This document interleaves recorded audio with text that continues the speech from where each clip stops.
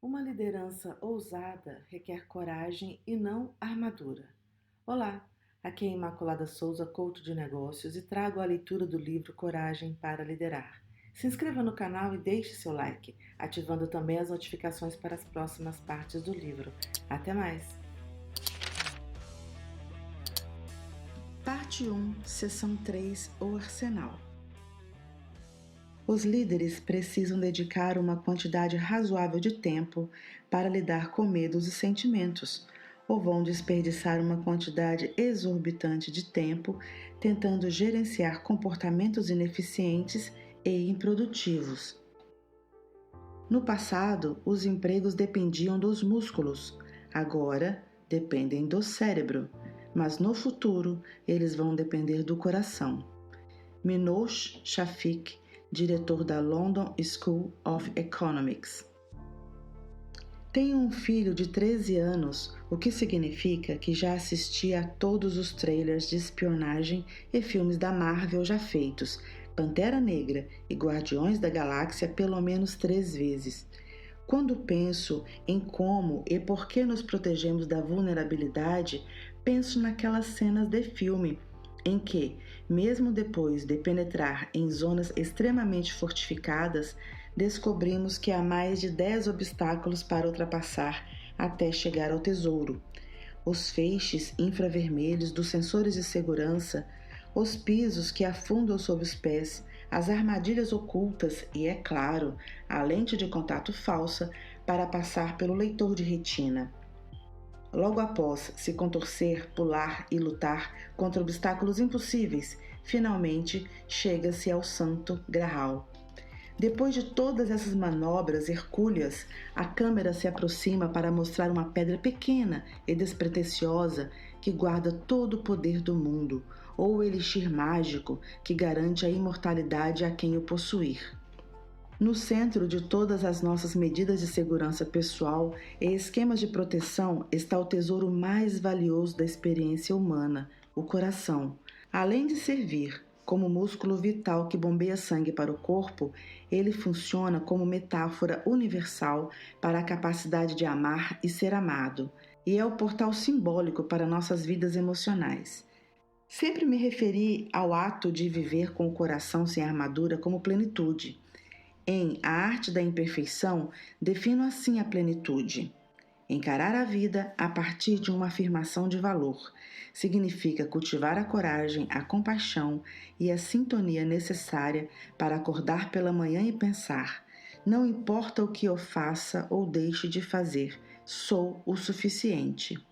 É ir para a cama à noite pensando: sim, sou imperfeito e vulnerável, e às vezes tenho medo, mas isso não muda o fato de que sou corajoso e digno de amor e pertencimento.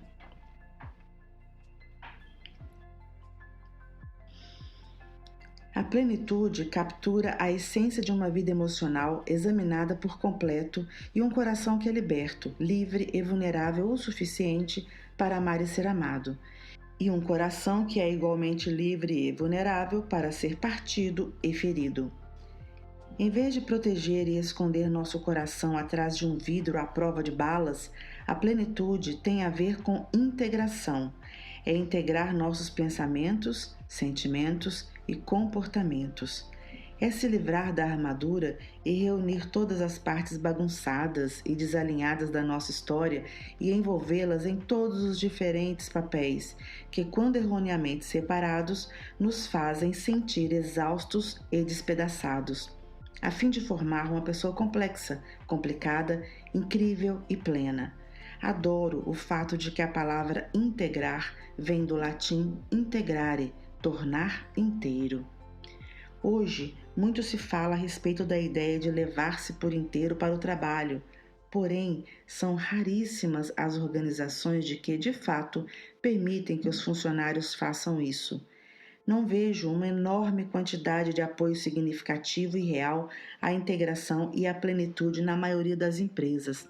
Ter um slogan é fácil, mas manter os comportamentos necessários que sustentem esse slogan não é tão fácil assim.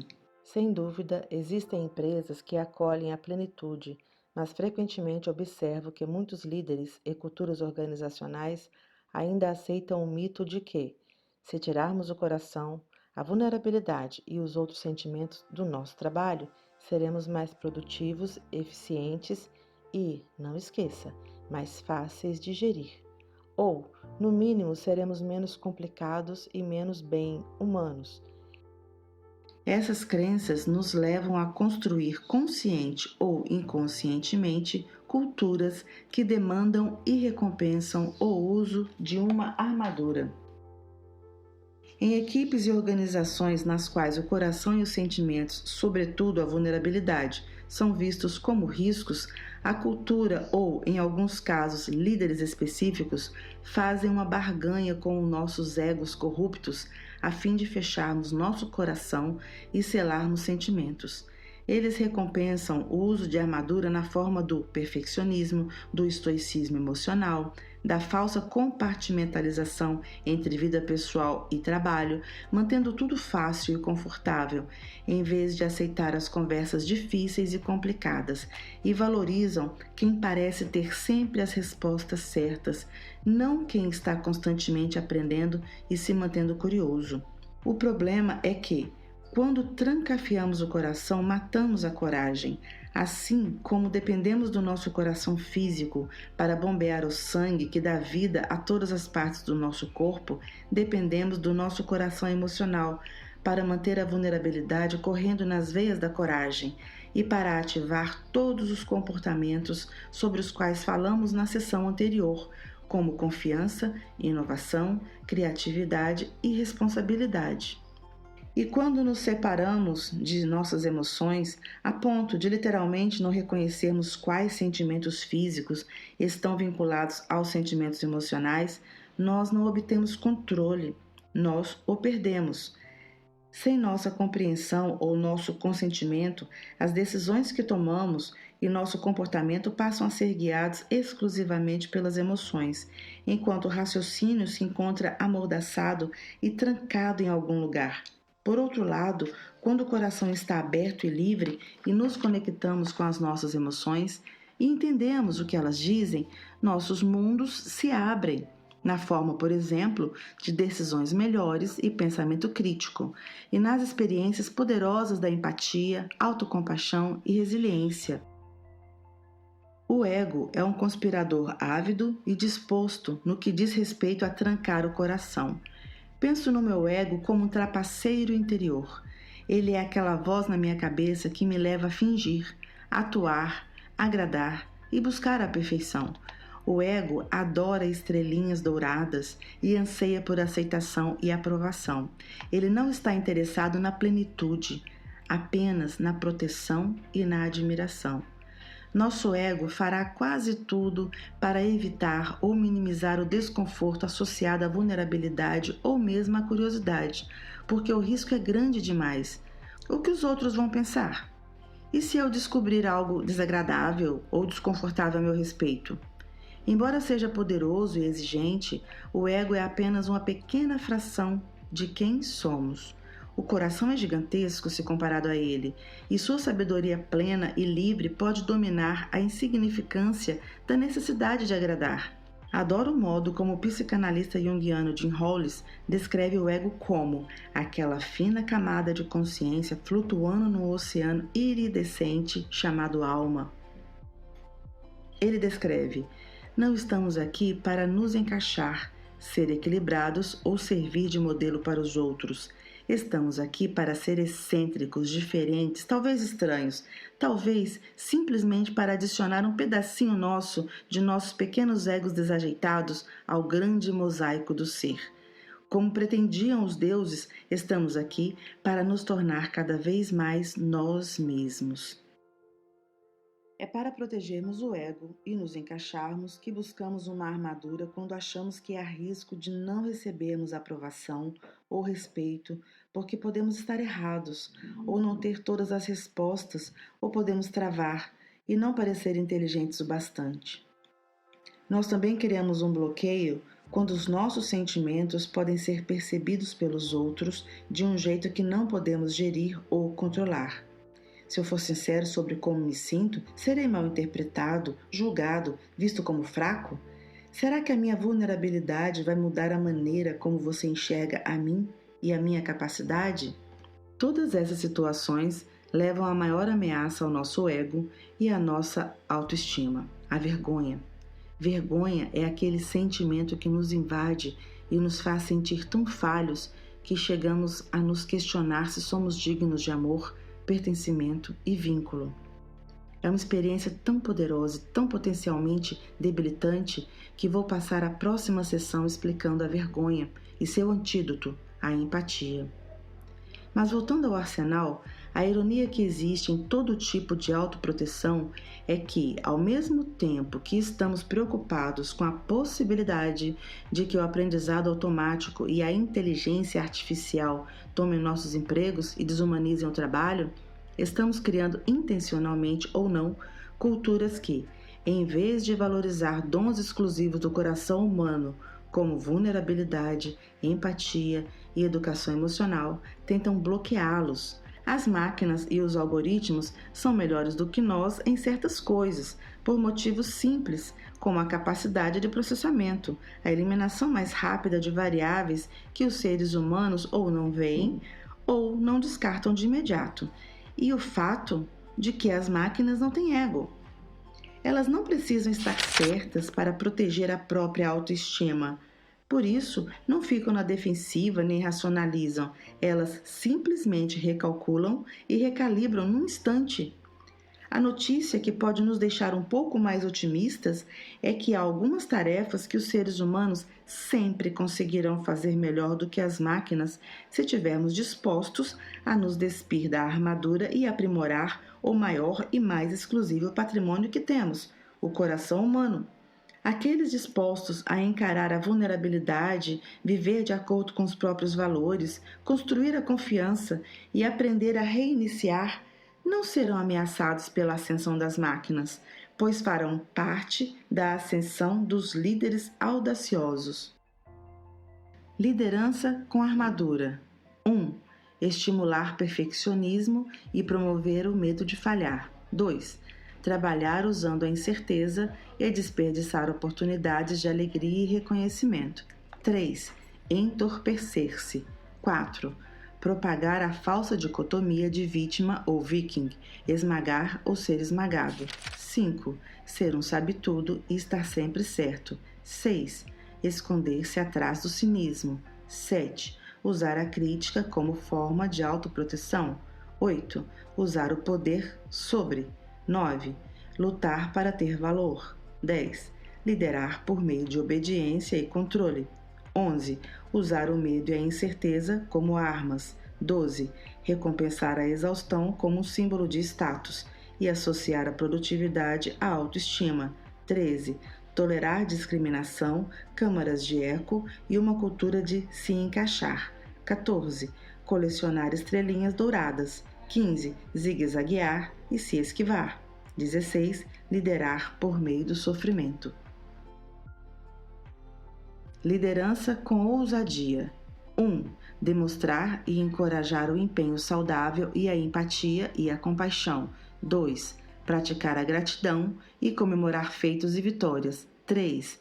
Estabelecer limites e encontrar o conforto verdadeiro. 4. Praticar a integração, costas fortes, fronte suave, coração indomado. 5. Ser um aprendiz e fazer bem feito. 6. Demonstrar transparência, gentileza e esperança. 7. Contribuir e correr riscos. 8. Usar o poder com, poder para, poder interior. 9. Saber seu valor. 10. Cultivar o comprometimento e um objetivo em comum. 11. Reconhecer, nomear, normalizar a incerteza e o medo coletivos. 12. Demonstrar e apoiar o descanso, a descontração e a recuperação. 13. Cultivar uma cultura de pertencimento, inclusão e diversidade de pontos de vista. 14. Dar estrelinhas douradas. 15. Conversas diretas e tomada de atitudes. 16. Liderar usando o coração. quadro das páginas 88 e 89, O Arsenal Brené Brown. O arsenal contra a vulnerabilidade. Quando crianças, encontramos maneiras de nos proteger da vulnerabilidade, de sermos magoados, diminuídos e decepcionados.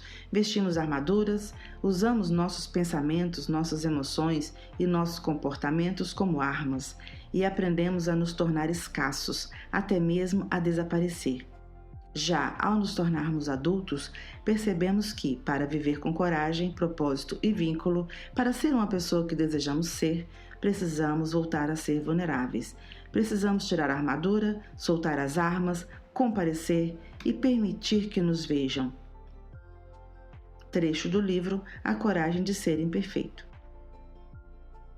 Listo 16 exemplos específicos de liderança com armadura que surgiram durante a nossa pesquisa atual, acompanhados de como seria a resposta para cada problema se fosse aplicada a liderança com ousadia.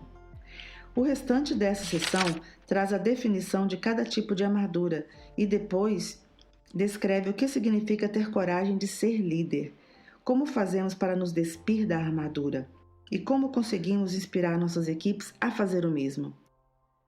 Os 3 primeiros, perfeccionismo, alegria como mau presságio e dessensibilização, foram os principais tipos de armadura encontrados na nossa pesquisa original sobre vulnerabilidade, publicada em A Coragem de Ser Imperfeito, e também figuram nessa lista. Os 13 restantes aparecem como as formas mais comuns de proteção que vemos nas organizações. No entanto, descobri que eles têm grande aplicação em toda a minha vida e provavelmente na sua também. 1. Liderança com armadura. Estimular o perfeccionismo e promover o medo de falhar. Por razões óbvias, venho escrevendo sobre perfeccionismo desde que comecei a escrever Pesquisador Cure a Si Mesmo. Também existem algumas razões não tão óbvias. Como pesquisadora de vergonha, descobri que, para onde quer que o perfeccionismo esteja nos guiando, a vergonha está sempre ali no banco do carona. Assim como a vulnerabilidade, o perfeccionismo é cercado de mitologias. A seguir, apresento o que aprendi ao longo dos anos e revelei em alguns dos meus outros trabalhos. Vamos começar com aquilo que o perfeccionismo não é. Perfeccionismo não é a mesma coisa que se esforçar para alcançar a excelência. Não está relacionado a crescimento e conquistas saudáveis. Ele é uma tática defensiva. O perfeccionismo não é o tipo de proteção que imaginamos. É um escudo de 20 toneladas que nós arrastamos por aí, achando que vai nos proteger, quando na verdade ele é justamente aquilo que nos impede de sermos vistos. Perfeccionismo não é autoaperfeiçoamento. Em sua essência, o perfeccionismo diz respeito a tentar obter aprovação. A maioria dos perfeccionistas cresceu sendo elogiada por suas conquistas e seu desempenho, tirar boas notas, ter boas maneiras, cumprir regras, agradar os outros, ter boa aparência, ser bom em esportes. Em algum momento na vida, eles adotaram esse sistema de crença perigoso e debilitante. Sou o que consigo realizar. E quão bem consigo realizar, agradar, desempenhar, aperfeiçoar, provar. O empenho saudável se concentra em nós mesmos. Como posso melhorar? O perfeccionismo se concentra no outro, o que as pessoas vão pensar. O perfeccionismo é uma fraude. O perfeccionismo não é o segredo do sucesso. Na verdade, pesquisas mostram que ele dificulta as conquistas. Ele está correlacionado à depressão, ansiedade, vício, paralisia da vida ou a perda de oportunidades. O medo de fracassar, de cometer erros, de não atender às expectativas dos outros e de ser criticado nos mantém fora da arena onde acontece a competição e o empenho saudáveis. Por fim, o perfeccionismo não é uma maneira de evitar a vergonha, ele é uma forma de vergonha. Eis como defino o perfeccionismo. O perfeccionismo é um sistema de crenças autodestrutivo e viciante que alimenta o seguinte pensamento primitivo: se eu parecer perfeito e fizer tudo com perfeição, posso evitar ou minimizar os sentimentos dolorosos de culpa, julgamento e vergonha. O perfeccionismo é autodestrutivo, pelo simples fato de que a perfeição não existe. É uma meta inatingível. Ele tem mais a ver com percepção do que com motivação interna. E não há como controlar a percepção, não importa quanto tempo e energia se gaste tentando.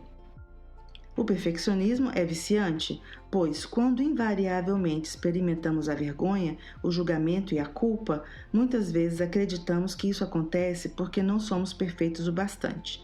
Em vez de questionarmos a lógica errada do perfeccionismo, ficamos ainda mais apegados à nossa busca para parecer perfeitos e fazer tudo da maneira correta. Na verdade, o perfeccionismo faz com que comecemos a sentir vergonha, julgamento e culpa, o que leva a ainda mais vergonha e culpa. A culpa é minha. Estou me sentindo assim porque não sou bom o bastante. Liderança com ousadia. Demonstrar e encorajar o empenho saudável, a empatia e a autocompaixão. Conversas sobre perfeccionismo dentro de equipes confiáveis e corajosas podem ser restauradoras e poderosas. O objetivo é esclarecer onde, como equipe, estamos mais propensos a ser engolidos pelo perfeccionismo, de que forma ele aparece e como distinguir perfeccionismo de empenho saudável visando a excelência. Será que existem maneiras de nos comunicar que funcionam para todos? Existem alertas, avisos ou sinais luminosos que podemos nos comprometer a detectar? Vi equipes dispostas a ter essas conversas passarem por mudanças profundas, se tornarem mais próximas, aumentarem o desempenho e desenvolverem confiança no processo. 2. Liderança com armadura. Trabalhar usando a incerteza e desperdiçar oportunidade de alegria e reconhecimento. Quando falo para plateias grandes, sempre pergunto: quando algum ótimo acontece na sua vida, quantos de vocês começam a comemorar e rapidamente se pegam pensando: não se anime demais, ou logo acontece algum desastre? Um monte de braços se levantam. Você foi promovido, está muito empolgado. Você ficou noivo, descobriu que está grávida, descobriu que vai ser avô. Algo maravilhoso acontece e por um breve momento você se enche de alegria. E 5 segundos depois, a empolgação já passou e você se apavora como uma coisa ruim que vai acontecer para compensar. Quando vai acontecer o pior? Para os pais que estão lendo, quantos de vocês já ficaram olhando seu filho dormir e pensaram: meu Deus, amo este menino mais do que imaginei que seria possível, e no mesmo segundo foram dominados pelo medo e temeram que algo terrível acontecesse com seu filho? Estatisticamente, cerca de 90% de nós já fizemos isso. Por que insistimos em antecipar tragédias em momentos de imensa alegria? Porque a alegria é o nosso sentimento mais vulnerável, e isso é dizer muita coisa, considerando que pesquiso medo e vergonha. O sentimento de alegria é um lugar de incrível vulnerabilidade. É como se tivéssemos beleza, fragilidade, gratidão profunda e efemeridade, tudo isso encerrado numa única experiência. Quando não conseguimos tolerar esse nível de vulnerabilidade, a alegria se torna um mau presságio e imediatamente caminhamos para a autoproteção. É como se agarrássemos a vulnerabilidade pelos ombros e disséssemos: você não vai me pegar desprevenido, não vai me dar um golpe e me fazer sofrer. Vou me preparar e estarei pronto para quando você chegar. Então, quando acontece algo que traz alegria, começamos a nos preparar para o sofrimento. Começamos a planejar como lidar com o medo da decepção. E isso adianta alguma coisa? Claro que não! Não podemos planejar momentos de dor.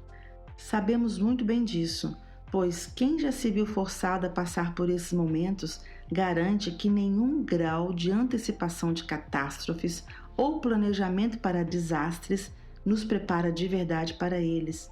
O dano colateral desse instinto é que desperdiçamos a alegria que é necessária para construir uma reserva emocional, a alegria que nos permite desenvolver resiliência para quando as coisas trágicas acontecem. No trabalho, o mau presságio da alegria frequentemente aparece de maneira mais sutil e perniciosa. Por exemplo, ele nos faz hesitar em comemorar vitórias por dois motivos essenciais. O primeiro motivo é acreditar que parar para comemorar com a equipe ou tirar um momento só para recuperar o fôlego é uma forma de atrair desgraça e que, se fizermos isso, algo vai dar errado. Você deve se identificar com esse sentimento de conseguir realizar um projeto e depois se recusar a comemorar na hora porque pensa: não dá para comemorar agora porque não sabemos se vai sair tudo perfeito, não sabemos se vai funcionar, não sabemos se o site vai ficar no ar. A segunda forma de manifestar mau presságio em relação à alegria no trabalho é se recusar a dar reconhecimento. Não queremos que nossos funcionários fiquem muito empolgados, pois ainda há muito trabalho a fazer. Nós não queremos que eles tirem o pé do acelerador, que fiquem acomodados. Então, não comemoramos nossas conquistas.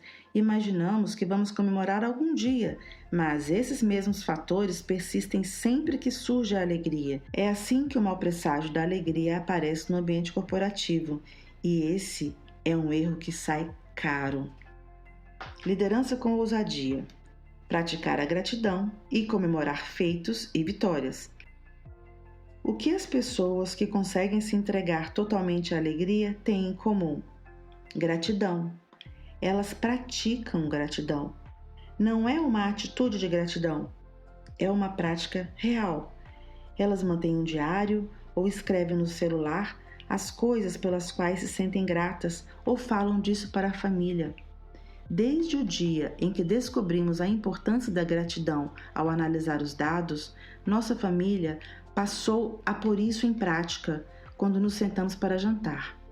Agora, depois de cantarmos nossas preces à mesa, ao estilo dos acampamentos de verão, cada um de nós compartilha um exemplo específico de gratidão. Isso nos transformou e nos forneceu uma preciosa janela para dentro das vidas e dos corações dos nossos filhos. Incorporar e praticar gratidão muda tudo. Não é um construto pessoal, mas um construto humano, uma parte unificadora da nossa existência. E é o antídoto para o mau presságio da alegria, puro e simples. É se permitir o prazer da realização do amor ou da alegria, sentir de verdade, desfrutar, ao invocar a gratidão pelo momento e pela oportunidade. É se permitir reconhecer o calafrio da vulnerabilidade, aquele sentimento de merda, agora tenho algo que posso perder. E apenas viver com isso e ser grato por possuir algo que você quer e que é bom de ter e reconhecer. Algo simples como iniciar ou encerrar reuniões com um momento de gratidão, quando todos revelam uma coisa pela qual se sentem gratos. Pode gerar confiança e vínculo, servir para a construção de recipientes e dar ao grupo permissão para se entregar à alegria. No início de 2018, fiz a palestra de abertura do Work Human, um congresso sobre recursos humanos promovido pela Globoforce, empresa que oferece soluções e programas de reconhecimento. Aceitei o convite porque, ao investigarmos nossos dados sobre liderança com ousadia, o reconhecimento surgiu como algo essencial para o desenvolvimento de líderes corajosos e culturas de coragem. Eu tinha lido diversos artigos que mostravam que o reconhecimento é um fator que faz crescer o engajamento, a satisfação e a retenção de funcionários no mercado de talentos mundial cada vez mais competitivo. Mas não havia lido nenhum outro estudo de caso e então mergulhei em alguns dos trabalhos sobre reconhecimento de colegas e líderes que a Globoforce vem realizando. Ao trabalhar para Cisco, a Globoforce usou o reconhecimento para aumentar o engajamento dos funcionários em 5% e, na Intuit, conseguiu atingir e manter um aumento de 2 dígitos de engajamento dos funcionários, numa grande comunidade de funcionários que engloba 6 países. Na Hershey's, o uso do reconhecimento ajudou a aumentar a satisfação dos funcionários em 11%. E no LinkedIn, as taxas de retenção cresceram em quase 10 pontos percentuais para novos funcionários que são reconhecidos 4 vezes ou mais. Quer estejamos liderando um grupo ou um membro de equipe, quer estejamos trabalhando num programa formal de reconhecimento ou num programa informal, é nossa responsabilidade dizer às pessoas com quem trabalhamos: temos que parar para comemorar nossos colegas e nossas vitórias, por menores que elas sejam. Temos mais trabalho pela frente e as coisas podem sair dos trilhos a qualquer momento, mas isso não vai mudar o fato de que precisamos comemorar uma conquista assim que ela acontece. 3. Liderança com armadura.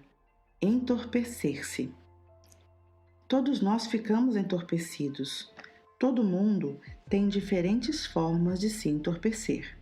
Comida, trabalho, redes sociais, compras, televisão, videogames, pornografia, álcool, desde a cerveja barata ao bom vinho, que é socialmente aceitável, porém perigoso da mesma forma. Mas o fato é que todos nós fazemos isso. E quando apelamos para esses agentes entorpecentes de forma crônica e compulsiva, passa a ser vício, não apenas um modo de aliviar a tensão. Em termos de estatística, todo mundo que estiver lendo este livro é afetado pelo vício de alguma forma. Se não é diretamente com você, então pode ser com um amigo, colega ou alguém da família. Não importa quem ou como, se você está prestando atenção, é porque já viveu de perto essa dor, o sofrimento e os custos. De acordo com o Conselho Nacional de Alcoolismo e Dependência de Drogas dos Estados Unidos, 70% dos 14,8 milhões de americanos que usam drogas ilícitas estão empregados. E o uso abusivo de drogas custa aos empregadores 81 bilhões de dólares por ano. Quando o assunto é entorpecimento, não podemos falar somente nos outros. Todos nos entorpecemos de alguma forma. A questão é em que grau fazemos isso. E quando falamos do sofrimento que o vício causa, nunca se trata só de uma tempestade tímida, e sim de um tornado. As consequências do entorpecimento ou do alívio de tensão não são as mesmas do vício, mas ainda assim eles são graves e marcantes por um motivo. Não é possível entorpecer os sentimentos de forma seletiva. Se entorpecemos a escuridão, também entorpecemos a luz. Se fugimos da dor e do desconforto, acabamos fugindo da alegria, do amor, do pertencimento e das outras emoções que dão sentido a nossas vidas. Pense nas emoções difíceis como espinhos muito afiados. Quando eles nos furam, causa desconforto e até mesmo dor. A simples antecipação ou o medo desses sentimentos pode desencadear níveis intoleráveis de vulnerabilidade. Sabemos o que está por vir. Para muitos de nós, a primeira reação à vulnerabilidade e ao desconforto desses espinhos não é enfrentar o desconforto e seguir tateando o caminho, mas sumir com ele. Fazemos isso nos entorpecendo e amenizando a dor com qualquer coisa que ofereça um alívio rápido. Mais uma vez, podemos nos entorpecer com um monte de coisas, como álcool, droga, comida, sexo, relacionamentos, dinheiro, trabalho, prestação de cuidados, jogos de azar, rotinas ocupadas, aventuras amorosas, caos, compras, planejamento, perfeccionismo, mudanças constantes e internet. Estou sóbria há mais de 20 anos e sempre lutei para descobrir onde me encaixo no sistema de reabilitação. É quase como aquela história da família Urso, não se encaixava perfeitamente. Eu não era alcoólatra o bastante para os veteranos dos alcoólicos anônimos. As pessoas dos comedores compulsivos anônimos me mandaram para uma reunião sobre codependência e lá me disseram que eu precisava começar no AA. Quis considerar que esse processo frustrante era um sinal de que eu estava bem e comemorar isso bebendo umas cervejas, mas achei melhor não. Minha vida estava fora de controle e um exercício sobre histórico familiar que fiz no último mês da faculdade revelou um inesperado festival de vícios. Então pedi a um amigo que me levasse a uma reunião. Após 2 reuniões, meu primeiro padrinho disse: "Você tem uma tábua de petiscos em termos de vícios, um pouquinho de tudo. Só para garantir, seria melhor se você simplesmente parasse de beber, fumar, usar comida como recompensa e de se meter nos problemas da sua família."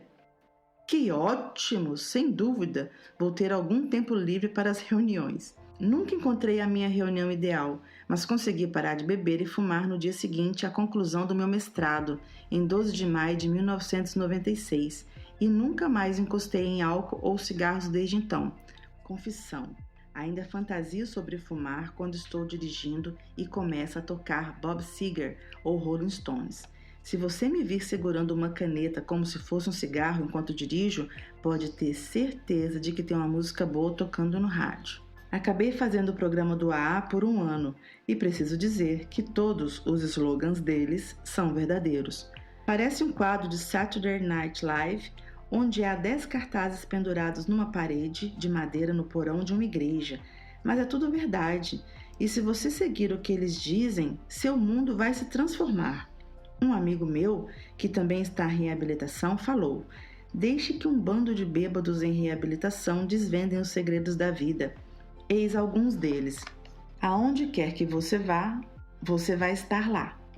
Você só é tão doente quanto os seus segredos. Com calma se chega lá. Um dia de cada vez. Viva e deixe viver. Seja fiel a si mesmo. Não fique com fome, raiva, solidão ou cansaço demais. Esqueça e deixe nas mãos de Deus. Esqueça e deixe nas mãos de Deus." Eu sabia que estava com problemas quando minha terapeuta me lembrou de que a frase é assim e não "esqueça e deixe nas mãos de Brené." Ai! Liderança com ousadia. Estabelecer limites e encontrar o conforto verdadeiro. Nossa pesquisa mostrou que os entrevistados mencionaram a vulnerabilidade, ressentimento e ansiedade como as maiores causas de entorpecimento. E o ressentimento estava quase sempre relacionado à falta de limites. Estamos nos aprofundando em vulnerabilidade agora, mas vamos investigar a ansiedade numa sessão mais à frente e depois discutiremos a relação entre ressentimento e limites na parte de que fala sobre desenvolvimento de confiança.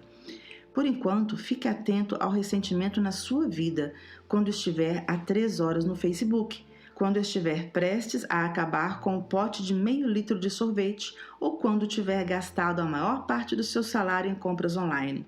O que isso quer dizer? Como a maioria de vocês não foi criada tendo acesso às habilidades e práticas emocionais necessárias para encarar a vulnerabilidade, então recorri ao entorpecimento. Com o tempo, eu essencialmente virei uma viciada em qualquer coisa que aliviasse a tensão. Mas não existem programas específicos para isso, então juntei algumas reuniões, uma ótima terapeuta e novas práticas espirituais que funcionam para mim.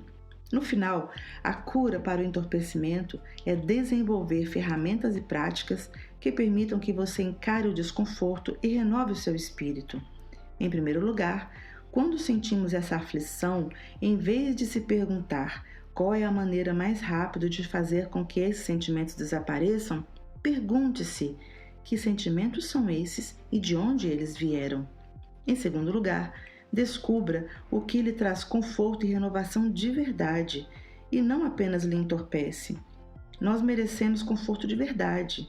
A escritora Jennifer Louden chama nossos mecanismos de entorpecimento de sombras de conforto.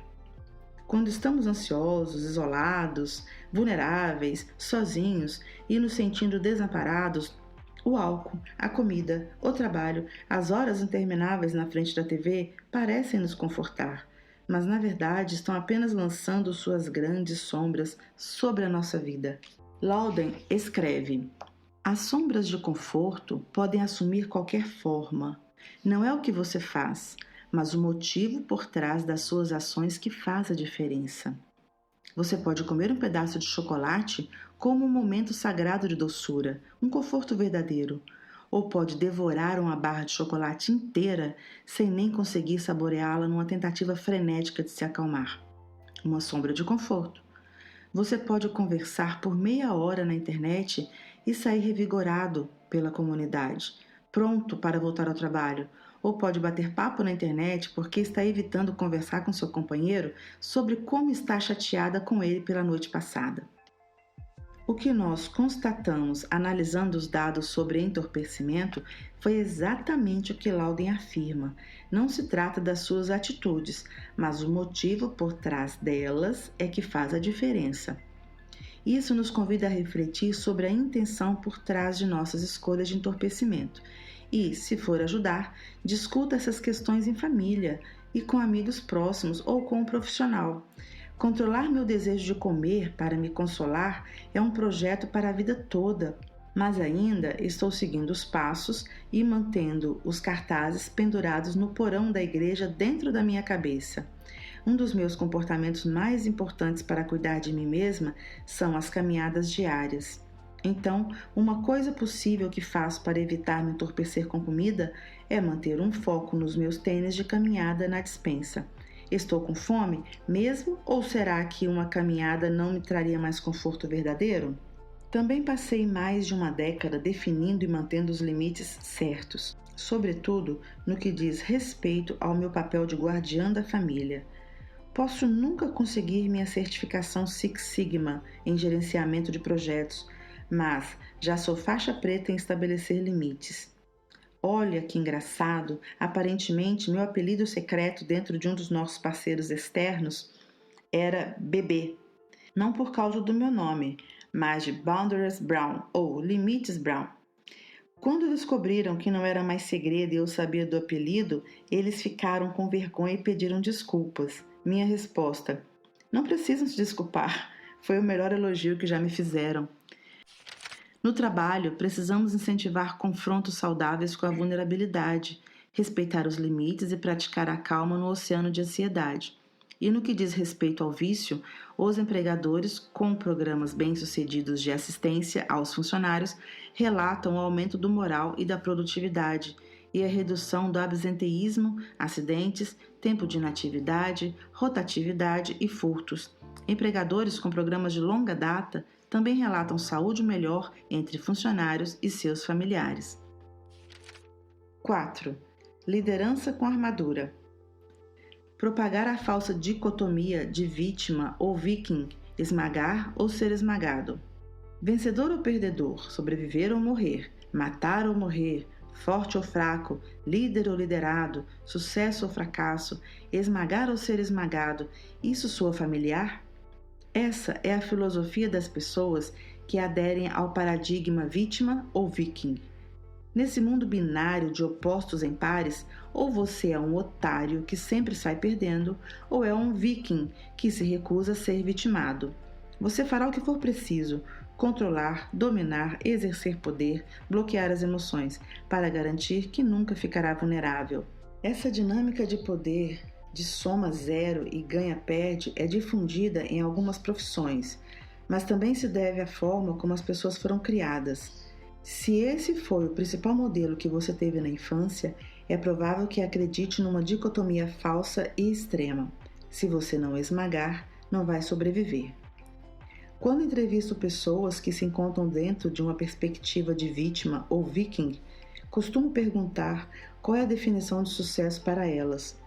Embora sobrevivência ou vitória possam representar sucesso em alguns contextos, quando se remove a ameaça real, sobreviver não é o mesmo que viver. Todos nós precisamos de pertencimento e todos nós precisamos de amor, e nenhum dos dois é possível sem vulnerabilidade e integração. Liderança com ousadia. Praticar a integração.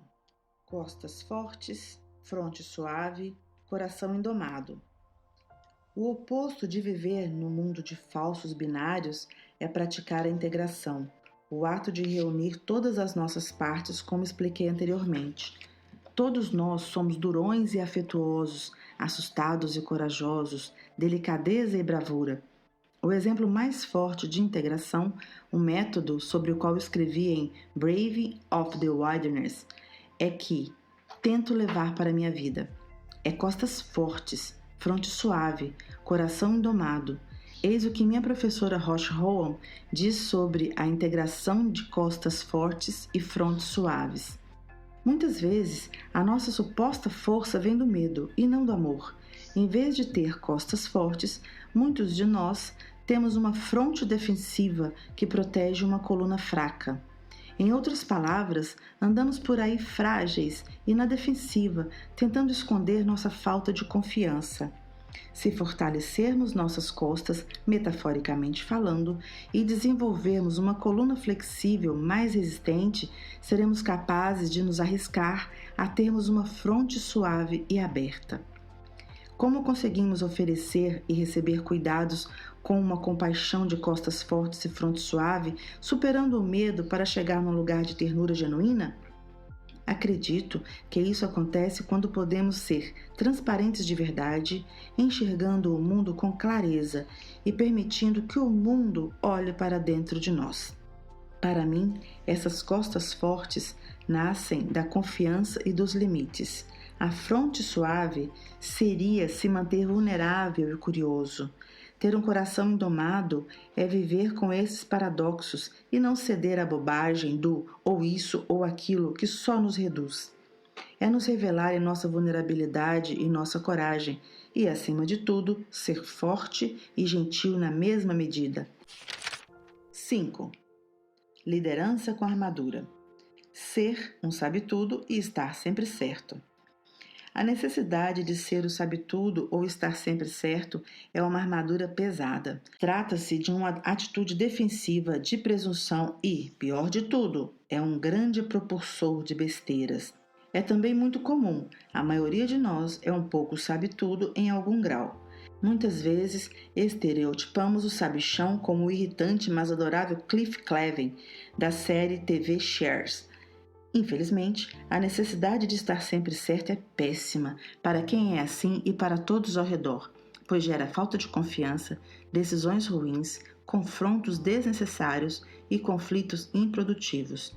Parece muito simples substituir a armadura do saber por se tornar um aprendiz curioso, mas para muitos a necessidade de ser um sabe-tudo é causada pela vergonha e até por algum trauma. Ser assim pode salvar as pessoas em algumas situações, e é fácil acreditar que ser um sabe-tudo é a nossa única contribuição nos relacionamentos e no trabalho. O conhecimento também pode se tornar um problema de cultura quando somente certas pessoas são valorizadas como conhecedoras. Outras pessoas podem não se manifestar porque não são experientes o bastante, ou não cabe a elas.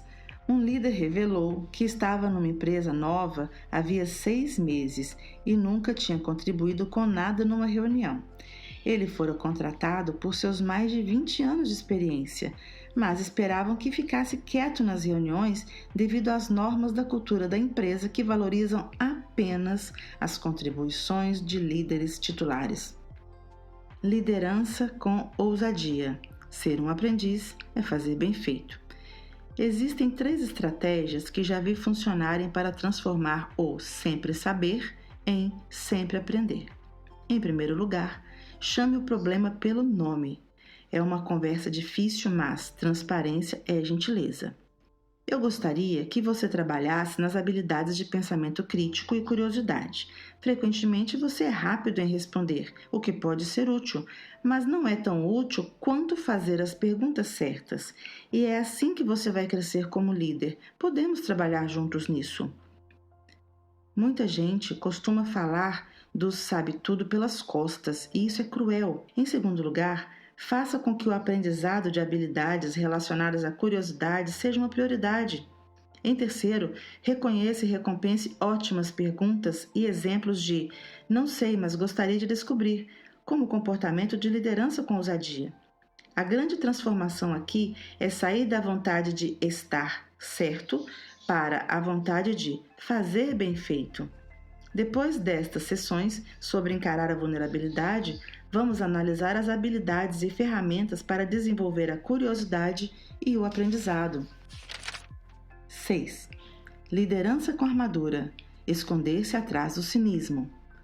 O cinismo e o sarcasmo são primos próximos que ficam nos assentos baratos da arquibancada.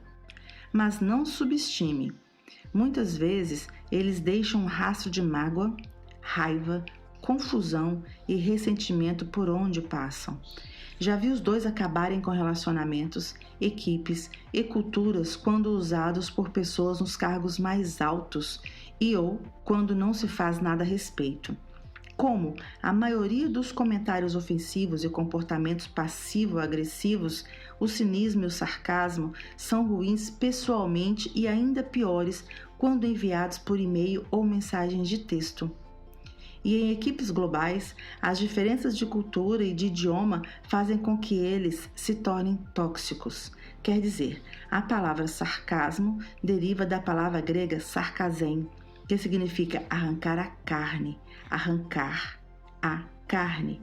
No mundo assolado por mudanças incessantes e tumultuadas, tomado por montanhas de medo e ansiedade e sentimentos desenfreados de incerteza, o cinismo e o sarcasmo são recursos fáceis e medíocres. Na verdade, eu diria que são piores do que as armaduras. Usamos o cinismo e o sarcasmo como um passe livre para não ter que contribuir com nada. Liderança com ousadia, demonstrar transparência, gentileza e esperança. O antídoto para o sarcasmo e o cinismo é composto de 3 passos. 1. Ser sempre claro e gentil. 2. Praticar a coragem de dizer o que pensa e fazer valer o que você diz. O cinismo e o sarcasmo frequentemente são usados para ocultar raiva, medo, sentimentos de inadequação e até desespero. São a maneira segura de soltarmos um balão de ensaio emocional. E se não der certo, transformamos numa piada e fazemos com que o outro se sinta ridículo por pensar que era outra coisa. 3. Se o que se esconde por trás do cinismo e do sarcasmo for desespero, o antídoto é cultivar a esperança. Segundo a pesquisa de C.R. Snyder, a esperança não é um sentimento acolhedor. Na verdade, ele define a esperança como um processo emocional cognitivo que tem 3 partes. Trata-se de um processo que a maioria de nós, se tivermos sorte, aprende na infância, embora possa ser ensinado em qualquer momento da vida. As 3 partes são objetivo, caminho e ação. Podemos identificar o objetivo realista, sei para onde quero ir, e em seguida descobrir o caminho para alcançá-lo, mesmo que não seja em linha reta e inclua um plano B e dificuldades. Sei que posso conseguir porque sou persistente e vou continuar tentando apesar dos contratempos e da decepção. A ação é a crença na nossa capacidade de continuar nesse caminho até atingir o objetivo. Sei que consigo fazer isso.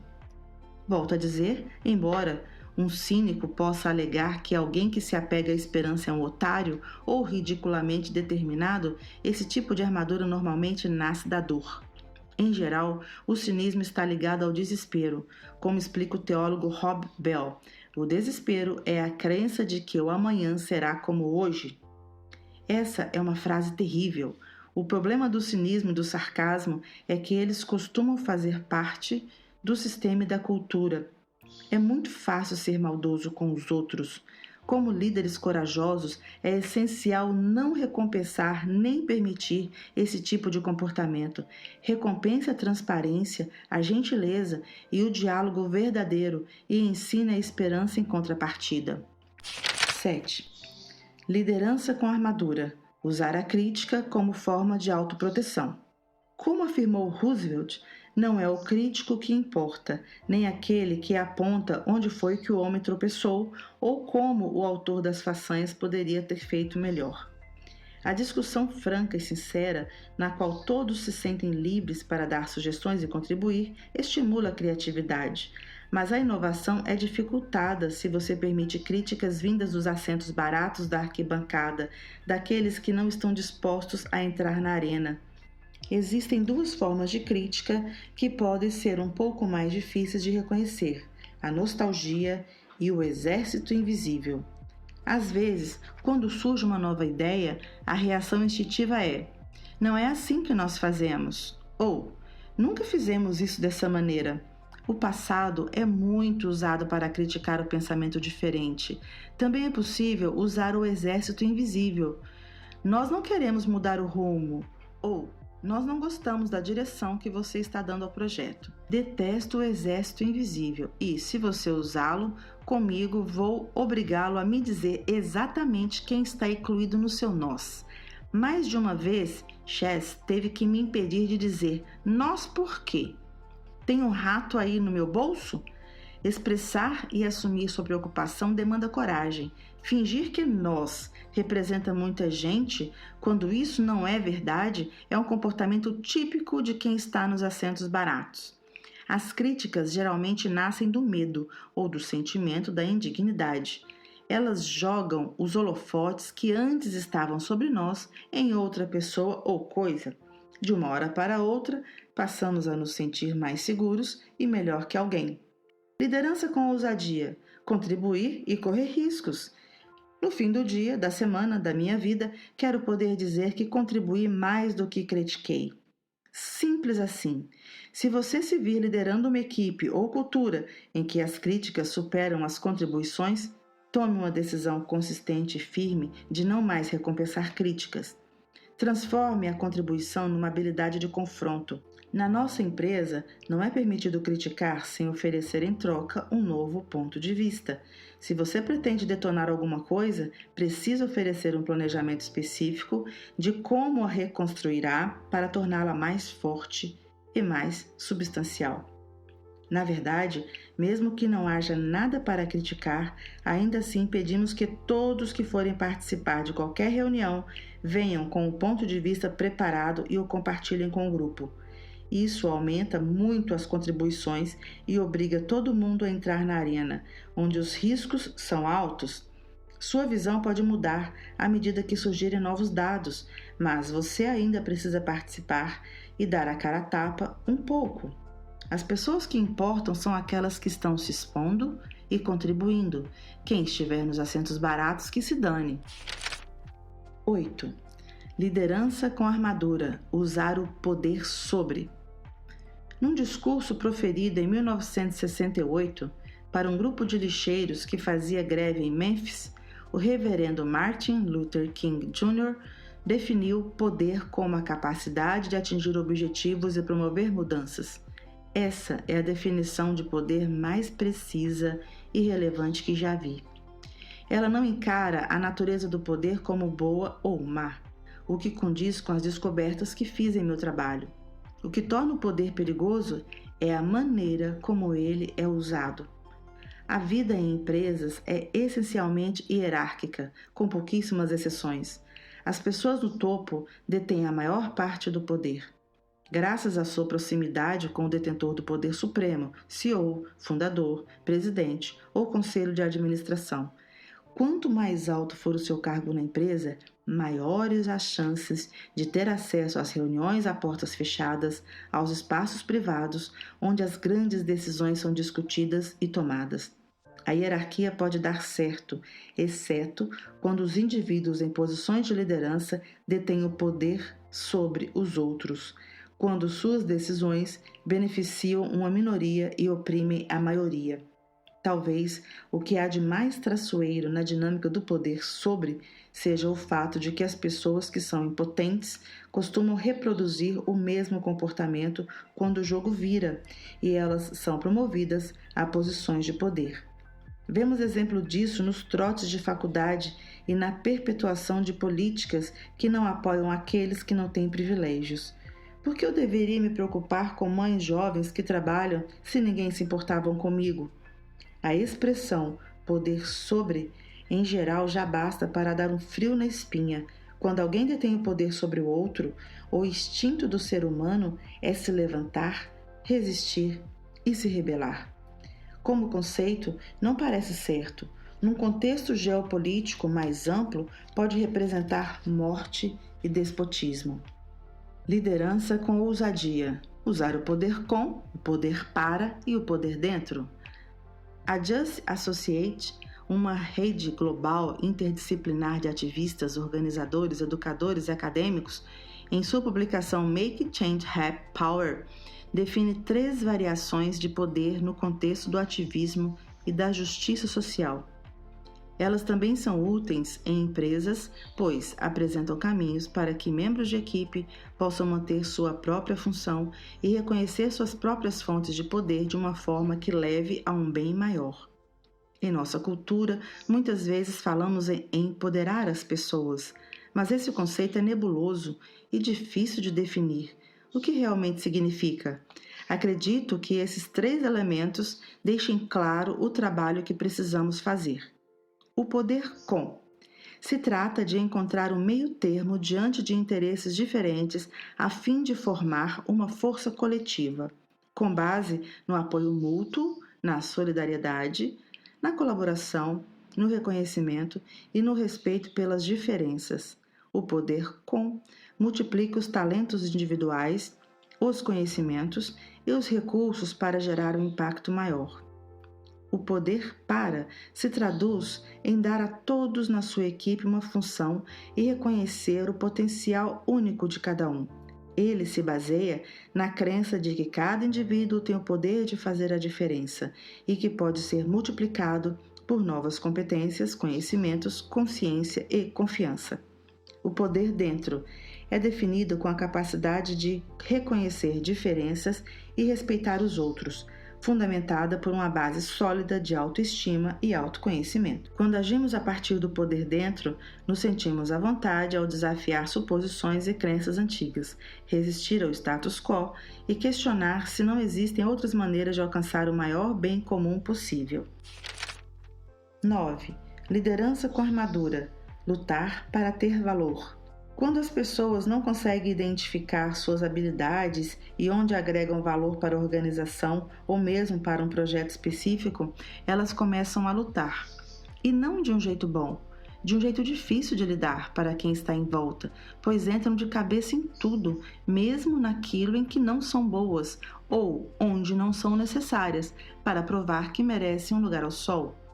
Quando não compreendemos nosso próprio valor, muitas vezes exageramos nossa importância de maneiras prejudiciais e, conscientes ou inconscientemente, buscamos atenção e a validação dessa importância. Damos mais valor a estar certos do que a fazer bem feito, e isso só gera agitação em vez de um ambiente de cooperação tranquila. Liderança com ousadia. Saber seu valor. Líderes ousados se reúnem com suas equipes e promovem confrontos verdadeiros, a fim de abordar as contribuições específicas de cada membro, para que todos saibam no que são bons. É importante lembrar também que, às vezes, não damos atenção aos nossos pontos fortes porque os subestimamos e esquecemos que são especiais. Sou uma boa contadora de histórias e isso é influência de forma como fui criada. Às vezes, esqueço que tenho esse dom excepcional por ser algo tão fácil para mim. Encaixe os membros da sua equipe nas áreas que eles fluem melhor. Em geral, são áreas onde eles estão particularmente preparados para contribuir, como explica Ken Blanchard, autor do Guia da Liderança best-seller de 1982, O Gerente Minuto. Flagre as pessoas fazendo alguma coisa certa. É muito mais importante do que compilar os comportamentos que estão errados. Ter certeza do nosso valor e do valor dos membros da equipe vai revolucionar a empresa e abrir caminhos que antes não existiam. Em vez de uma corrida em que 10 pessoas competem entre si, começamos a desenvolver uma corrida de revezamento, coordenada na qual os membros da equipe passam o bastão uns para os outros e não competem para fazer todo o percurso sozinhos. Quando todos entendem o próprio valor, não há mais luta e passamos a nos dedicar aos nossos dons. 10. Liderança com armadura. Liderar por meio de obediência e controle. Observação. A obediência de que estamos falando não é a obediência à lei, à segurança ou à privacidade nem à organização. Por exemplo, avaliar sócios, usar redes de cabelo, ativar o código do alarme de segurança ao sair ou solicitar férias com 2 semanas de antecedência. A armadura da obediência e de controle, em geral, tem a ver com medo e poder. Quando partimos desse ponto, frequentemente apresentamos 2 tipos de comportamento de armadura.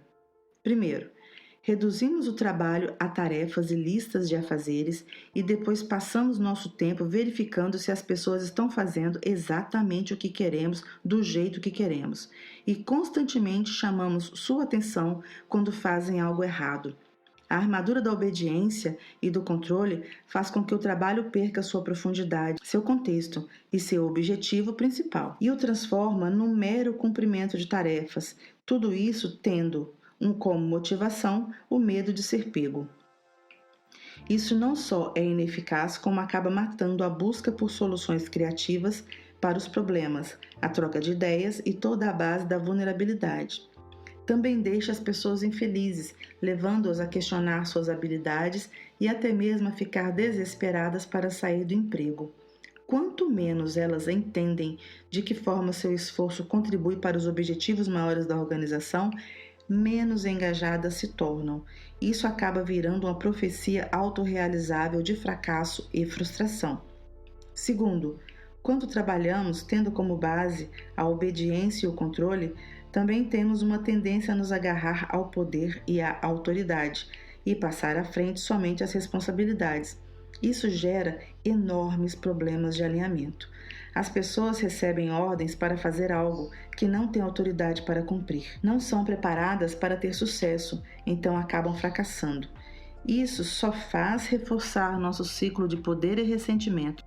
Eu sabia que devia ter feito esse trabalho sozinho, serei o responsável e você fica com essas tarefas menores que é capaz de desempenhar. Versus, vamos descobrir como poderíamos tê-lo preparado para ter sucesso, sei que tive participação nisso. Liderança com ousadia, cultivar o comprometimento e um objetivo em comum. Líderes ousados, mesmo em indústrias altamente estruturadas que giram em torno da obediência, como os setores bancário, de saúde, de alimentos, criam e compartilham contextos e detalhes. Eles dedicam tempo para explicar o motivo por trás das estratégias e o modo como as tarefas se relacionam com as prioridades do momento e com a missão. Em vez de sair dando ordens sem contextualizá-las, eles se responsabilizam por oferecer consistência e significado ao trabalho e deixar clara a relação entre as tarefas menores e o objetivo maior. Antes usávamos o modelo DRI, que é a responsabilidade individual direta, da Apple, indicando alguém como um indivíduo diretamente responsável por uma tarefa específica e registrando sua função nas atas da reunião.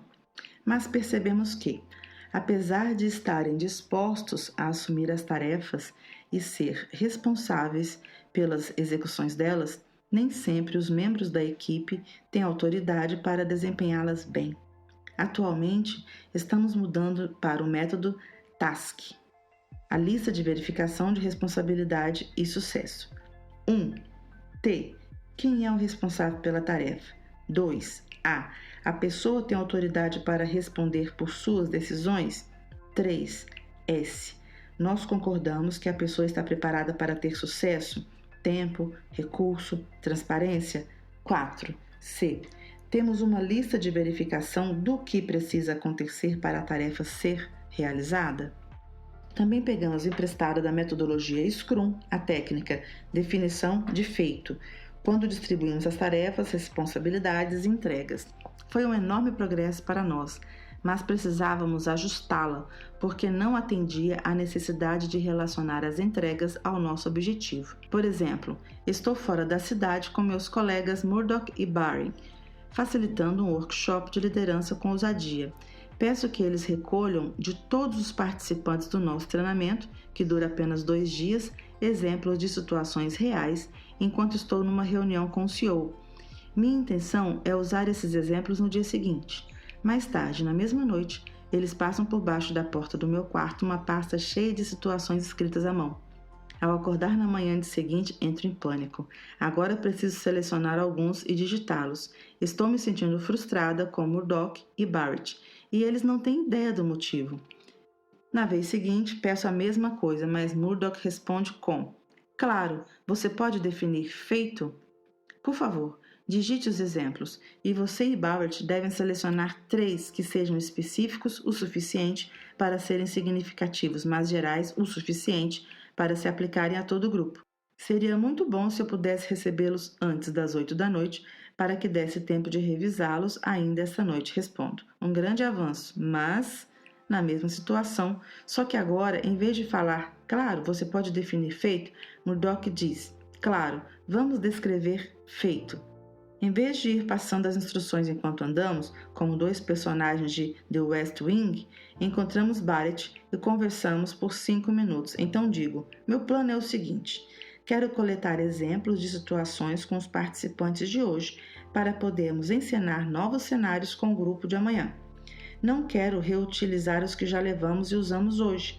Eles estão tendo muita dificuldade com essas conversas delicadas, e quanto mais específicas forem as situações, quanto mais próximas dos problemas e da cultura deles, mais útil vai ser o exercício de simulação.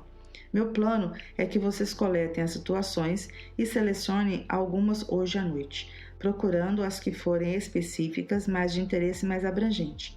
Gostaria que vocês digitassem 3 e fizessem cópias. Em vez de dividir a turma em pares, quero formar grupos de 3, com uma pessoa de fora observando e dando apoio. Assim, se tivermos 3 situações para cada grupo, eles podem revezar. Murdoch e Barrett refletem por 1 minuto. Então Barrett diz, o problema é que todos que estão aqui hoje são da área de operações. Amanhã é a equipe de marketing. Será que isso não vai afetar a identificação com as simulações? Droga, isso muda totalmente o que eu imaginei. Obrigada. Descrever feito. Para nós, isso é muito mais útil do que o você definir feito, pois acaba revelando as expectativas invisíveis e as intenções não ditas, além de fornecer toneladas de detalhes e contextos às pessoas responsáveis pela tarefa. Estimula a curiosidade, a aprendizagem, a colaboração, a verificação de fatos e, por fim, o sucesso. Outra situação. Ben. Ei, Brené, por favor, pode imprimir todas as faturas para mim até às 4? Brené, ok. 2 horas depois. Brené, aqui estão. Ben, o que é isto? Brené, são as faturas. Ben, eu precisava das faturas desde 2005 e ordenadas por data. Agora não estou pronto para a minha reunião com o diretor financeiro. Brené, como eu ia saber disso? Ben e Brené estão muito frustrados. Descrever feito e task. Ben, ei Brené, por favor, pode imprimir todas as faturas para mim até as 4? Brené, ok. Descreva feito para mim. Ben, imprima todas desde 2005 e ordene-as por data. Brené, é só isso?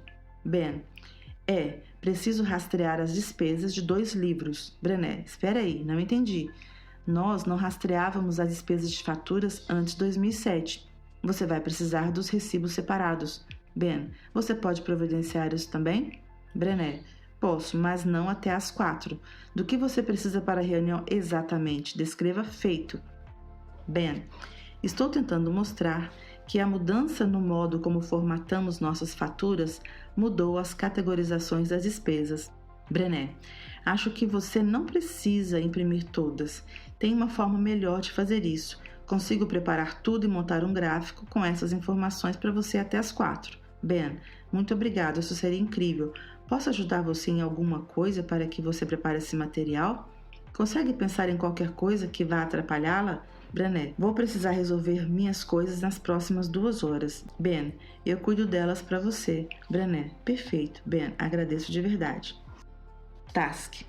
A lista de verificação de responsabilidade e sucesso. 1. Tarefa. Brené assume a tarefa. 2. Responsabilidade. Ben forneceu a Brené a autoridade necessária para ela ser a responsável. 3. Sucesso. A conversa entre eles garantiu que Brené esteja preparada para ter sucesso, quanto a tempo, recursos, clareza. 4. Lista de verificação, confere. Queremos que as pessoas partilhem do nosso compromisso com o objetivo e a missão, e não que obedeçam por medo. Cumprir algo só por medo é exaustivo e insustentável para todo mundo. Líderes que trabalham com obediência se sentem constantemente decepcionados e ressentidos, e suas equipes se sentem investigadas. A liderança com base na obediência também mata a confiança e, ironicamente, pode aumentar a tendência das pessoas em testar até onde se consegue safar.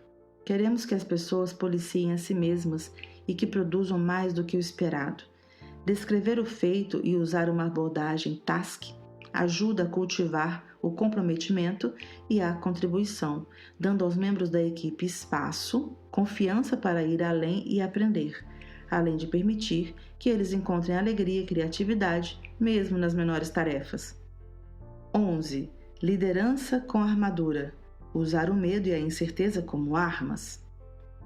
Em épocas de incerteza, é comum que líderes incentivem o medo e depois o utilizem como arma para se beneficiar. Infelizmente, ao longo da história, essa sempre foi uma fórmula fácil, seja na política, na religião ou nos negócios. Se conseguir incutir medo nas pessoas e der a elas um inimigo que seja responsável por seus medos, você pode levá-las a fazer praticamente qualquer coisa.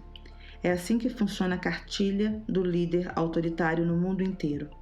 No curto prazo, é relativamente fácil para os líderes provocar o sentimento de escassez e, em seguida, prometer mais segurança, oferecendo respostas fáceis e um inimigo comum que leva à culpa. Mas, diante de problemas complexos, essa segurança é impossível de cumprir. Líderes corajosos e éticos combatem esse tipo de liderança. Liderança com ousadia. Reconhecer, nomear e normalizar a incerteza e o medo coletivos.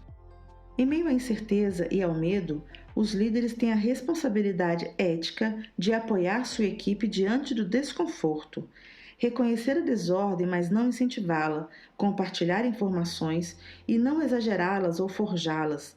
Líderes ousados reconhecem, nomeiam e normalizam desavenças e diferenças sem alimentar a discórdia ou se beneficiar dela. Quando estamos gerenciando durante períodos de escassez ou de grande incerteza, é essencial aceitar a incerteza. Precisamos dizer às nossas equipes que vamos compartilhar com elas o máximo de informações que pudermos e quando pudermos. Precisamos estar disponíveis para esclarecer os fatos das histórias que os mesmos da nossa equipe podem vir a inventar, porque em épocas de escassez são pintados os piores cenários possíveis. Precisamos criar espaço para que possamos encarar a vulnerabilidade. Sentimos um alívio e um poder incríveis ao nomear e normalizar o medo e a incerteza. Precisamos reunir coragem para olhar as pessoas que nós lideramos e dizer: é difícil, não existe uma solução simples, seria fácil descontar a tristeza e o medo nos outros, mas isso seria injusto e iria contra a nossa integridade. Vamos enfrentar esse problema de uma forma que nos deixe orgulhosos. Vai ser difícil, mas faremos isso juntos. 12. Liderança com armadura. Recompensar a exaustão como um símbolo de status e associar a produtividade à autoestima.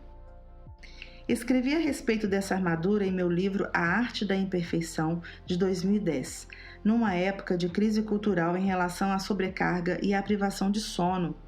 As coisas podem estar um pouco melhores agora. Hoje, definitivamente, existe uma consciência cada vez maior de que o sono insuficiente contribui para o diabetes, as doenças cardíacas, a depressão e até mesmo para a ocorrência de acidentes fatais. Mas ainda temos problemas com isso numa sociedade que condiciona nosso valor ao patrimônio. Quando o mérito depende da produtividade, perdemos a capacidade de desacelerar. A ideia de fazer algo que não acrescente nada ao resultado final provoca estresse e ansiedade. Parece se opor totalmente àquilo que acreditamos ser nosso objetivo na vida. Nós nos convencemos de que o tempo livre, como brincar com os filhos, sair com os companheiros, cochilar, consertar coisas na garagem ou sair para correr, é desperdício de tempo precioso. Por que dormir quando podemos trabalhar? E as esteiras ergométricas como estações de trabalho não deveriam substituir longas corridas aos domingos? Para falar a verdade, não tenho nada contra esteiras como estações de trabalho, já que passamos tempo demais sentados. Liderança com ousadia, demonstrar e apoiar o descanso, a descontração e a recuperação. O trabalho do Dr. Stuart Brown psiquiatra, pesquisador clínico e fundador da National Institute for Play, Instituto Nacional da Brincadeira, argumenta que essa falta de tempo livre de divertimento tem um efeito deletério na nossa produtividade no escritório. Nessa busca desesperada por alegria, deixamos de notar algo importante. Se queremos viver uma vida cheia de propósito e contribuições, precisamos passar a cultivar o sono e a diversão de forma intencional.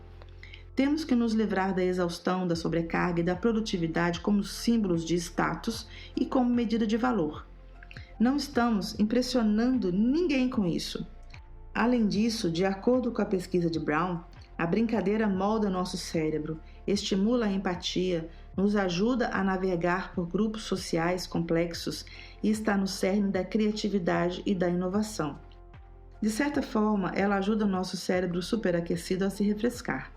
Levando isso para a cultura do escritório, os líderes precisam demonstrar os limites adequados, se desconectando dos e-mails num horário razoável e focando em si mesmos e em suas famílias.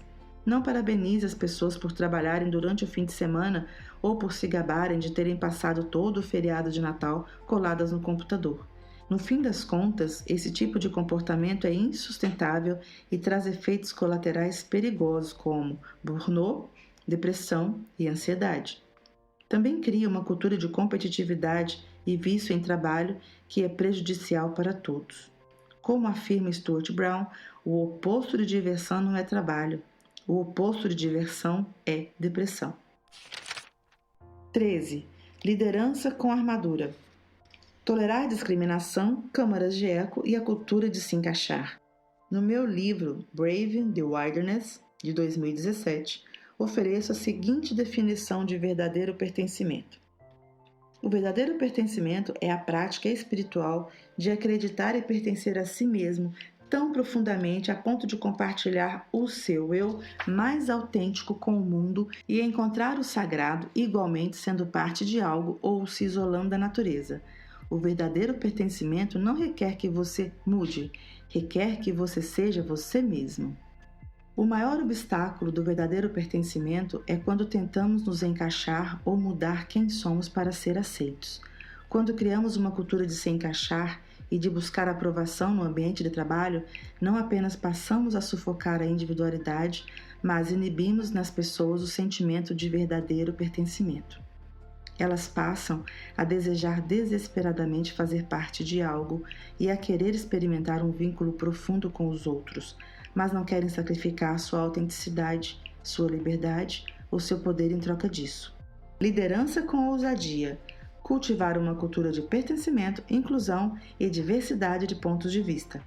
Somente quando passamos a incluir, respeitar e valorizar pontos de vista diversos é que somos capazes de ter uma visão completa do mundo, a quem servimos, do que essas pessoas precisam e como conseguimos atendê-las. Líderes corajosos lutam pela inclusão de todas as pessoas, opiniões e pontos de vista, pois, com isso, nos tornamos melhores e mais fortes. Isso implica termos coragem de reconhecer nosso próprio privilégio e estarmos abertos a descobrirmos nossos preconceitos e pontos cegos. Também precisamos ficar atentos ao favoritismo, o surgimento de panelinhas ou grupinhos. Costumo formar grupos de discussão com funcionários de empresas e cerca de metade das vezes ouço pessoas de 30, 40, 50 e até 60 anos ainda falando sobre o grupinho dos legais do trabalho e a mesa dos populares no refeitório. Às vezes, a qualidade que define o grupinho são as suas conquistas ou sua antiguidade e às vezes se trata de identidade. Líderes corajosos se esforçam para garantir que as pessoas possam ser elas mesmas e se sintam aceitas. As estratégias de liderança com ousadia mencionadas anteriormente, que promovem esse sentimento de aceitação, são reconhecer as conquistas, validar as contribuições, desenvolver um sistema que inclua poder com, poder para e poder interno, e saber o seu valor. 14. Liderança com armadura. Colecionar estrelinhas douradas. É natural desejarmos reconhecimento pelas nossas conquistas, No início da carreira, quando contribuímos individualmente, tentar colecionar estrelinhas douradas é legal, sobretudo se formos motivados por um empenho saudável e não pelo perfeccionismo. Na verdade, pode ser essencial para descobrir onde nossa contribuição é maior, quando ainda nos encontramos numa fase de descoberta dos nossos pontos fortes. Veja o item Lutar para ter valor, que mencionamos anteriormente. Contudo, depois que passamos a assumir cargos de liderança ou supervisão, conquistar medalhas e condecorações deixa de ser a nossa meta e pode atrapalhar uma liderança eficaz. Liderança com ousadia. Dar estrelinhas douradas. Parece contraditório, mas aquilo que nos levou a obter uma promoção e nos tornou indispensáveis para a organização pode acabar atrapalhando as competências de uma boa liderança. Passar a recompensar os outros em vez de tentar ser recompensado é a única forma de continuar crescendo dentro de uma organização e de incorporar de vez a liderança ousada. Ao assumir o papel de líder corajoso, é o momento de levantar nossa equipe e ajudá-la a se destacar. Esse é um dos obstáculos mais difíceis do progresso na carreira, sobretudo para aqueles acostumados a batalhar ou que não sabem exatamente onde agregar valor, uma vez que as áreas em que contribuímos foram agora delegadas a pessoas que vieram depois de nós. Por isso, é essencial que a liderança seja uma prioridade expressa para qualquer pessoa num cargo ao qual funcionários se reportem diretamente. Ela não pode ser uma tarefa extra ou algo para fazer no tempo livre. Bill Gentry fala sobre a necessidade de virar o jogo quando nos encontramos num novo cargo de liderança. Seu livro Be the Boss Everyone Wants to Work For, A Guide for the New Leaders, Seja o chefe para quem todos querem trabalhar, um guia para novos líderes. Oferece dicas práticas e inteligentes de como desenvolver habilidades para aqueles que relutam em abrir mão de receber estrelinhas. 15. Liderança com armadura. Zigue-zaguear e se esquivar. Quando eu estava na 3ª série do Fundamental, morávamos em Nova Orleans. E certo dia, meus pais levaram meu irmão e eu para pescar num pântano. Ao chegar lá, o encarregado do local disse: se um jacaré se aproximar, corra em zigue-zague. Eles podem ser rápidos, mas não são tão bons em fazer curvas. Bem, nós estávamos lá havia apenas 5 minutos quando o jacaré arrancou a ponta da vara de pescar da minha mãe. Graças a Deus, ele não tentou nos perseguir, mas se ele tivesse tentado, garanto que teríamos voltado correndo para o carro zigue-zagueando feito loucos. O zigue-zague é uma metáfora para a energia que gastamos tentando desviar das balas da vulnerabilidade, seja na forma de conflito, desconforto, confronto ou uma possível vergonha, mágoa ou crítica. Tenho tendência a zigue-zaguear em momentos de vulnerabilidade, como quando preciso dar um telefonema difícil ou escrevo um roteiro, depois me convenço de que é definitivamente melhor deixar para a manhã seguinte, para em seguida rascunhar um e-mail, porque dizer as coisas por escrito vai ser muito melhor do que falar por telefone. Fico pulando de uma coisa para outra até acabar exausta e, no fim das contas, ainda preciso fazer a ligação. Liderança com ousadia, conversas diretas e tomadas de atitude. Todo mundo sabe que encarar de frente qualquer coisa que estejamos adiando nos economiza uma quantidade imensa de tempo e capacidade mental. Sabe qual é a outra vantagem de enfrentar o desconforto? É que, na verdade, avaliar uma situação de frente é muito menos assustador e intimidador do que olhar para ela por cima do ombro enquanto fugimos. Nesses momentos, precisamos parar e respirar, levar clareza e consciência para aquilo que estamos tentando evitar, para então resolver o que precisa ser feito para encararmos a vulnerabilidade. Quando nos flagrarmos zigue-zagueando, nos escondendo, fingindo, evitando, procrastinando, racionalizando, culpando, mentindo, precisamos nos lembrar de que fugir é um enorme desperdício de energia e provavelmente vai totalmente contra os nossos valores. Em algum momento, temos que aceitar a vulnerabilidade e dar aquele telefonema. Alguns anos atrás, dei uma palestra no evento de liderança global da Kotsko. Estava sentada em uma mesa na primeira fila e observando o CEO da empresa, Craig Jelinek, responder a perguntas de líderes da empresa. As perguntas eram difíceis e em 90% das vezes as respostas de Craig eram tão difíceis quanto elas, ou até mais. Já vi muitos CEOs responderem as perguntas que não haviam sido previamente informadas e na maioria das vezes, quando as respostas são difíceis, o líder zigue-zagueia como se houvesse um jacaré no seu encalço. O que se ouve são um monte de não respostas. Ótima pergunta. Deixe-me dizer uma coisa. Uau, boa ideia! Alguém anote isso para que possamos investigar a fundo.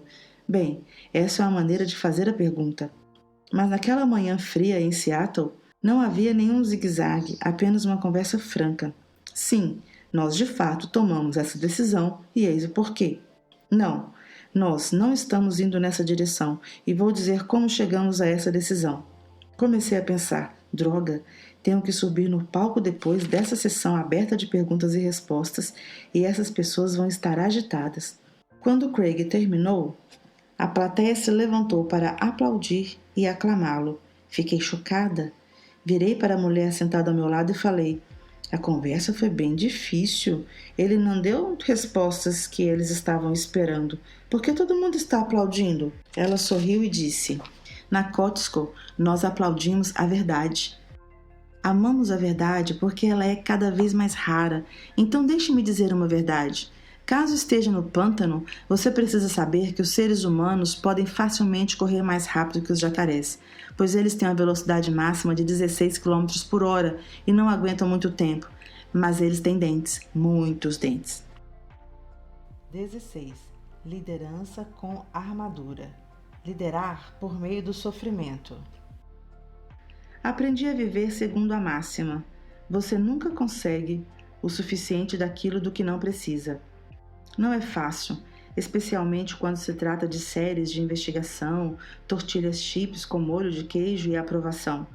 Um dos padrões que observei ao trabalhar com líderes é que muitas pessoas comandam por meio da dor e da mesquinhez e usam sua posição de poder para tentar preencher uma lacuna na autoestima.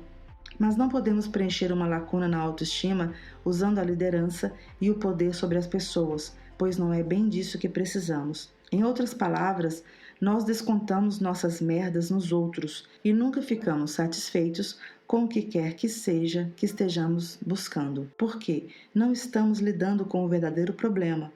Em geral, é justo dizer que todos nós descontamos as coisas nos outros o dia todo, mas quando adicionamos a isso o diferencial do poder de liderança é que surge o perigo. Um comportamento de liderança por meio do sofrimento seria não nos sentirmos valorizados pelo nosso parceiro ou nossos filhos e então redobrar o esforço para sermos vistos como importantes no trabalho, levando crédito por ideias que não são nossas, nos comparando aos outros o tempo todo e sempre sabendo tudo em vez de buscar aprender.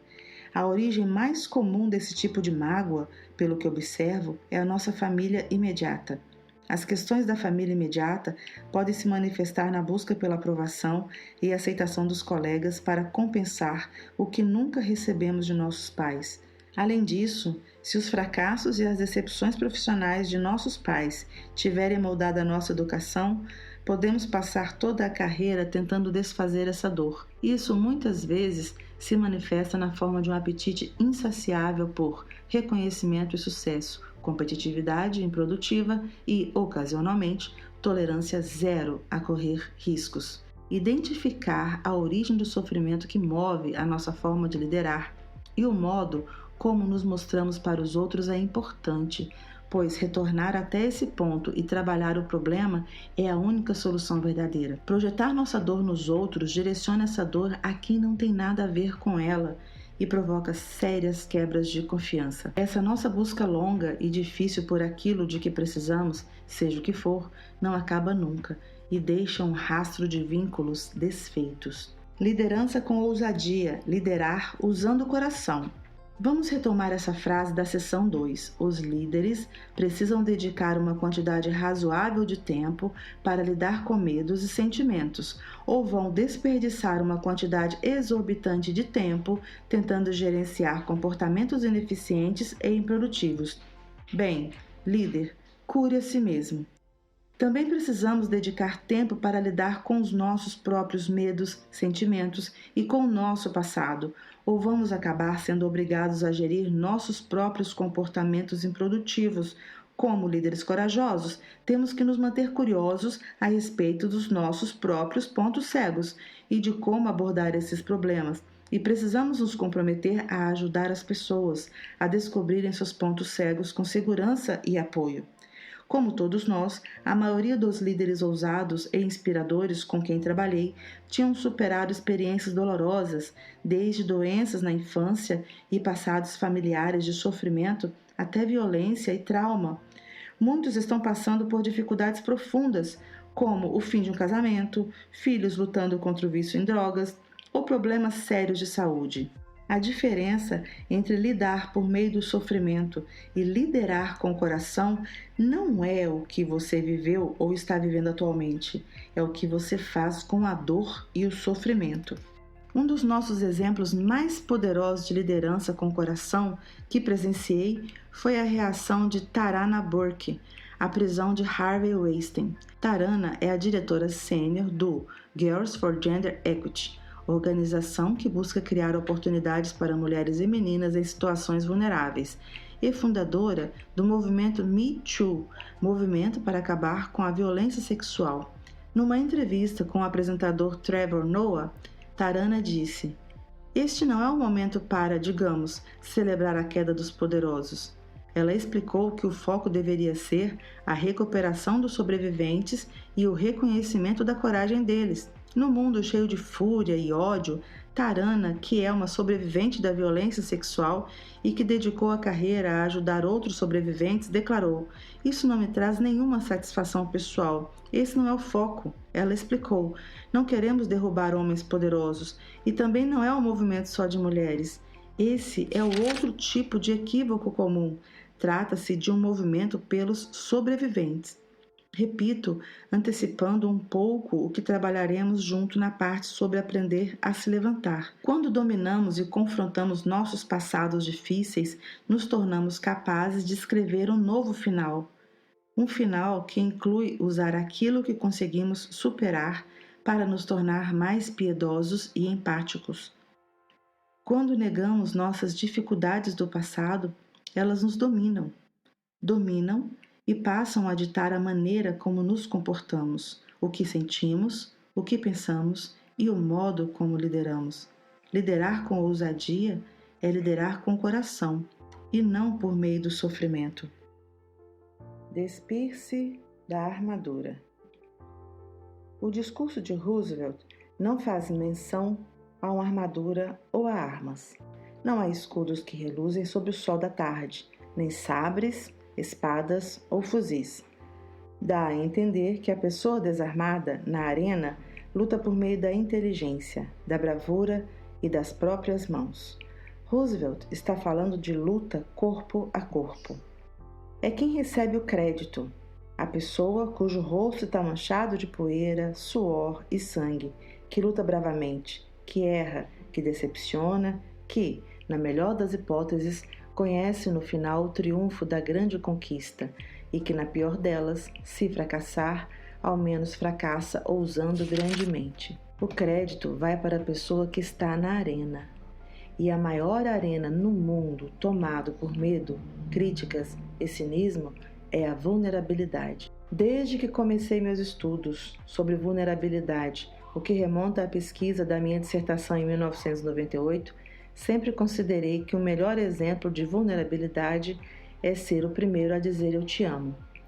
Isso é que é se despir da armadura. Só de pensar nesse momento, fico sem fôlego. Como muitos de vocês, eu assumi esse risco e já passei pela experiência indescritível de ouvir "Meu Deus, também te amo." E já vivi a péssima situação de escutar um "Ah, obrigado, mas acho que não temos nada a ver." Pessoas, pessoas, pessoas. Nessas horas é difícil lembrar que aqueles que se magoam são os mais corajosos, pois superaram seu ego e libertaram o coração da prisão para que pudessem amar. Sim, vai haver dor. E mais poeira, suor e sangue. É difícil, e quando não entendemos que a disposição ao risco de se magoar ou fracassar é sinônimo de coragem, ou não temos a habilidade para encarar isso e nos recuperar, fica mais fácil vestir uma armadura e pegar em armas diante de mera ameaça de vulnerabilidade. Como o trabalho que fizemos pelo mundo nos ensinou, o medo da vulnerabilidade e de tudo que vem ao nos despirmos da armadura, o medo de ser julgado ou mal compreendido, de cometer um erro, de estar errado e de passar vergonha, é universal. Os líderes que entrevistei para este livro representam organizações do mundo inteiro, desde estúdios de cinema, empresas de tecnologia, escritórios de contabilidade, até comandos militares, escolas e organizações de desenvolvimento comunitário. Como é possível que o medo de despir a armadura seja universal? Em todo lugar, pessoas, pessoas, pessoas são apenas pessoas, pessoas, pessoas. Alguns anos atrás, fizemos um treinamento em Londres, com participantes de mais de 40 países.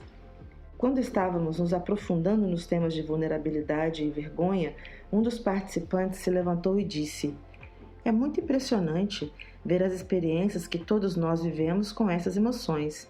É o que temos em comum mais do que qualquer coisa." As mensagens e expectativas que alimentam sentimentos de vulnerabilidade e até de vergonha podem ser diferentes em cada cultura, mas as experiências em si, assim como a capacidade que elas têm de mudar quem somos e o modo como nos mostramos, são universais. Uma verdade universal poderosa que podemos comprovar na nossa pesquisa global é: se a vergonha e a culpa são o nosso estilo de gestão, ou se são uma norma cultural difundida, não podemos esperar que as pessoas sejam vulneráveis ou corajosas. Quando a vergonha ultrapassa um certo nível, as pessoas passam a precisar usar uma armadura e às vezes se afastar para ficarem seguras. Outra lição sobre a aplicação universal das descobertas quanto à liderança ousada surgiu com os nossos entrevistados que lideram equipes globais espalhadas pelo mundo. Eles falaram da importância de ter constantemente conversas difíceis e vulneráveis sobre as diferentes mensagens e expectativas culturais que desgastam a confiança e a segurança psicológica numa equipe se não forem identificadas e discutidas.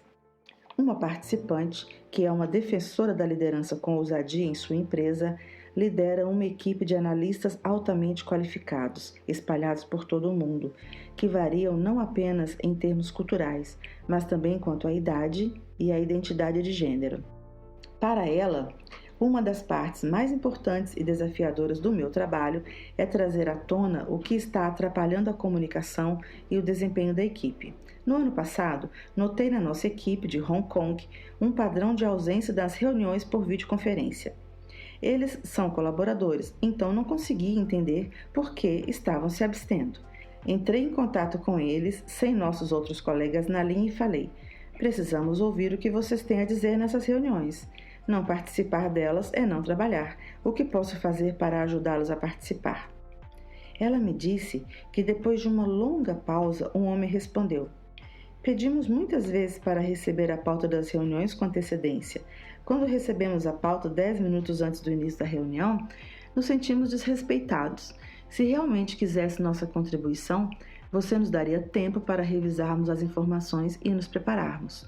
Ela explicou que esse tipo de conversa franca era uma norma. São quase sempre conversas sobre normas e diferenças culturais. Ninguém quer falar sobre esses problemas porque são constrangedores e incômodos, mas sei que é extremamente importante e é minha função como líder ajudar a enfrentar o desconforto. Nunca é fácil, mas sempre nos sentimos gratos e fortalecidos no final. Fim da sessão 3.